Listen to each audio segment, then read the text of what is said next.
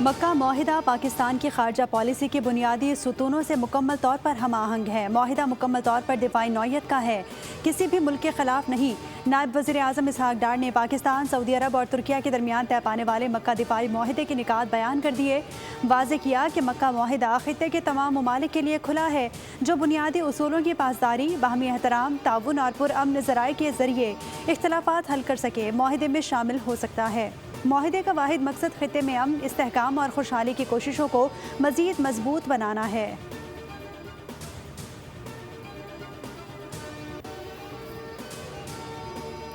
मुश्तरका मक्का दिफाई मुआहिदा तीनों ममालिक के अहम संग मील की हैसियत रखता है। सऊदी वज़ीर ख़ारजा ने सोशल मीडिया बयान में कहा कि इस मुआहिदे से खित्ते में अमन सलामती और इस्तेहकाम की फ़ज़ा कायम होगी। ये मुआहिदा एक महफूज मुस्तक़बिल की राह हमवार करता है, जो तरक्की, खुशहाली और इक़्तिसादी मौक़े को फ़रोग़ देगा।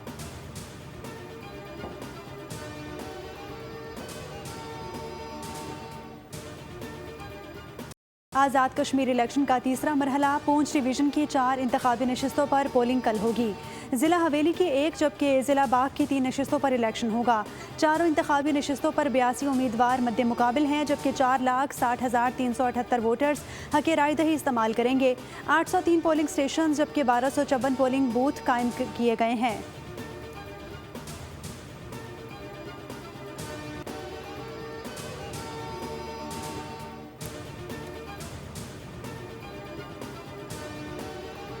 मक्का मुआहिदा ईरान के खिलाफ नहीं, तुर्की, पाकिस्तान और सऊदी अरब के दरमियान दिफाई मुआहिदा नेटो के उसूल के मुताबिक है। तुर्क वज़ीर ख़ारजा ने कहा कि मक्का मुआहिदा ईरान के खिलाफ नहीं, खित्ते में ताउन और सलामती के लिए है। मिस्र भी इस इत्तेहाद में शामिल हो सकता है। नेटो का उसूल है कि एक रुकन पर हमला सब पर हमला तसव्वुर होता है।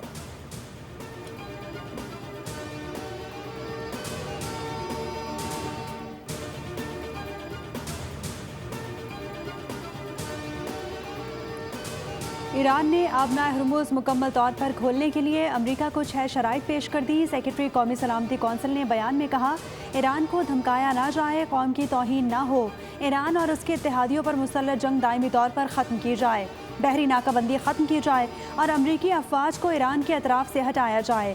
अमरीका ने रवैया ना बदला तो आबना हरमुज़ नहीं खोली जाएगी। सेक्रेटरी जुल्कदर ने कहा कि जंग हो या मुज़ाकरात, ईरान अपने इरादों से पीछे नहीं हटेगा।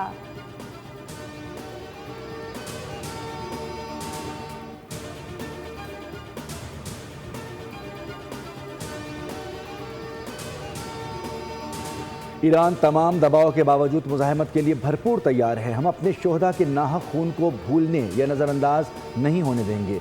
हमारे शोहदा का खून बहाने वालों को माफ़ नहीं किया जाएगा। ईरानी वज़ीर ख़ारजा अब्बास इराक़ची कहते हैं, मुफ़ाहिमती याददाश्त की खिलाफ वर्जी जारी रही तो अमरीका से मुज़ाकरात नहीं होंगे। ईरान और अमरीका के दरमियान कोई बातचीत नहीं हो रही। मुफ़ाहिमती याददाश्त की खिलाफ वर्जियाँ रुकने तक ईरान मुज़ाकरात नहीं करेगा। ईरान और ओमान के दरमियान आबना हरमुज़ मुआहिदा हतमी मराहिल में है। मुआहिदे से आबना हरमुज़ को फौरी नहीं खोला जाएगा।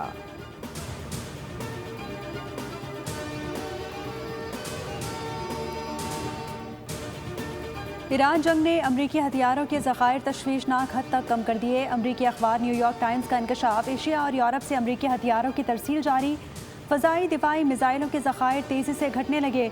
हथियारों की कमी से अमरीकी फ़ौज की जंगी सलाहियत मुतासर होने का खदशा। अमरीकी फ़ौज को हथियारों की जल्द फराहमी यकीनी बनाने के लिए पेंटागन मुतहर्रिक। नायब अमरीकी वज़ीर दिफा की दिफाई कंपनियों को हथियारों और गोला बारूद की पैदावार तेज़ करने और 21 रोज़ में मंसूबे देने की हिदायत।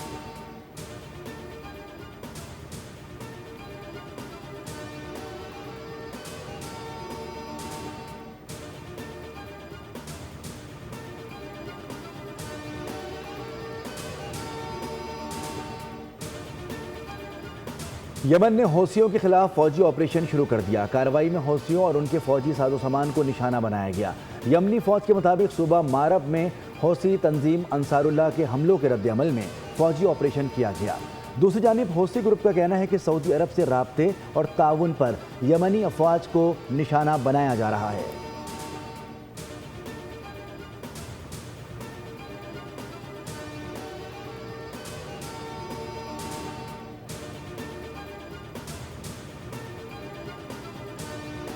इजरायली वज़ीर-ए-आज़म नेतन्याहू की हठधर्मी बरकरार, हमास के गैर मुसल्लह होने तक गजा से फ़ौज निकालने से इनकार। नेतन्याहू ने ट्रंप को आगाह किया कि हमास का खात्मा ही फ़ौजी इनखला की बुनियादी शर्त है।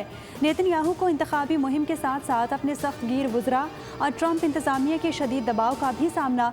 अमरीकी एलची से मुलाकात के बाद गजा पर हमलों में कुछ कमी।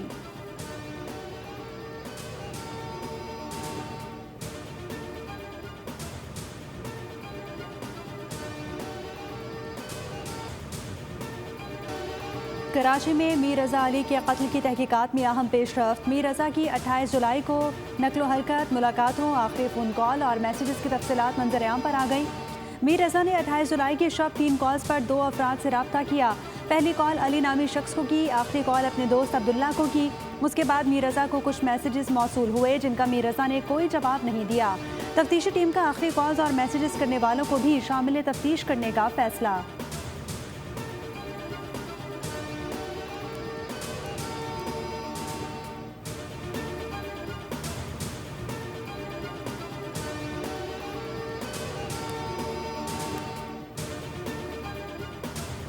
मीर रज़ा कत्ल केस फिरोजाबाद थाने में दर्ज अगवा के मुकदमे को कत्ल के मुकदमे में तब्दील करके FIR में कत्ल की दफ़ा 302 भी शामिल कर दी गई।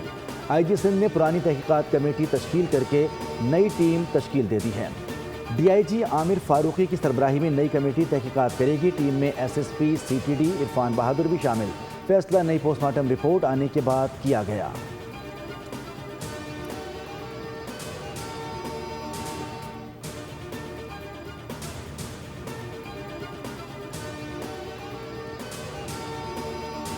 सिंध असम्बली की कायमा कमेटी बराए दाखिला चेयरपर्सन फरियाल तालपुर का मीर रज़ा के कत्ल का नोटिस। वज़ीर आला सिंध को वाक़े की शफाफ और गैर जानिबदाराना तहकीकात के लिए जुडिशल कमीशन तश्कील देने की सिफारिश। कहा कि जुडिशल कमीशन की रिपोर्ट की रोशनी में जिम्मेदारों के खिलाफ बिला इम्तियाज़ तादीबी कार्रवाई की जाए। मुतासरा ख़ानदान को इंसाफ की फराहमी हर सूरत यकीनी बनाई जाए। तमाम हक़ाइक़ सामने लाए जाएँ।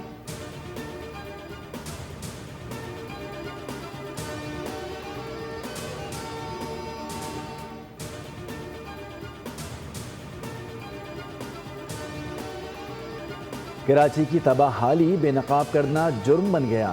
लांडी में कवरेज के दौरान बोल न्यूज़ की टीम पर हमला। टूटी सड़कों और अबतर सूरत हाल की रिपोर्टिंग पर मुश्तइल बदमाशों की टीम से बदतमीजी। सहाफ़ी से मोबाइल फ़ोन छीनने की कोशिश, धमकियाँ दी गई। मेयर कराची मुर्तज़ा वहाब ने हमला आवरों का तयन कराने की यकीन दहानी करा दी। कहा कि हमला आवरों का ताल्लुक़ PP से भी हुआ तो सख्त कार्रवाई होगी।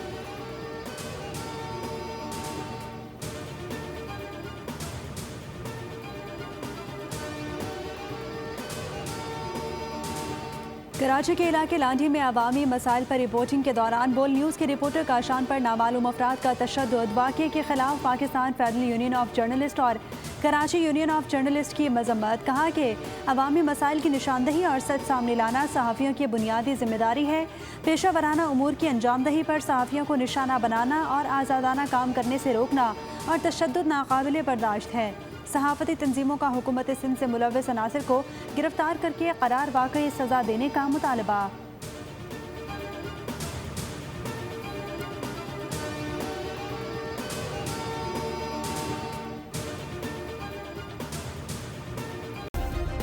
सब्सक्राइब करें और बेल दबाएं ताकि कोई खबर रह न जाए।